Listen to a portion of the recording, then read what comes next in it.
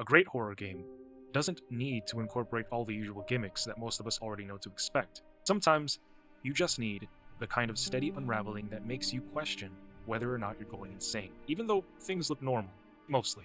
And the way that anomaly hunting games like Exit 8 and Platform 8 shake their hands with the player is far different from what we usually see. It's a genre built on patience and paranoia where, if executed well, you're going to find yourself experiencing true horror. You walk through an environment that you've seen countless times before, looking for anything that's even slightly wrong. But you also fear what you might miss. That creeping dread of possibly being wrong is what these games got right, and the audience obviously wanted it. They absolutely nailed what a terrifying horror game should be. It doesn't always and only spoon-feed you the horror.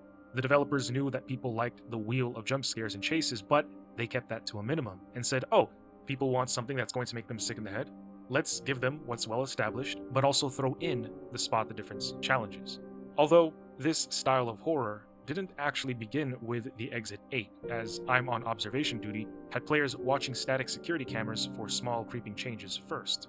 But later, games brought that same concept off the monitor and into fully explorable first-person worlds. Even though the Exit 8 wasn't the first one to do it, it still became one of the most recognizable examples, so much so that it has now crossed into live-action film.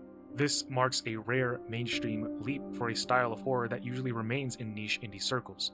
It's amazing what controlled pacing in a horror game can do, giving the audience that breathing room between anomalies. Except that just so happens to also be the dead space where paranoia grows.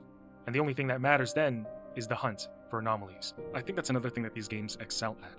They penetrate the players' minds, and that's part of why we love these games, kind of like how I love my wife. And as players, we love being penetrated mentally.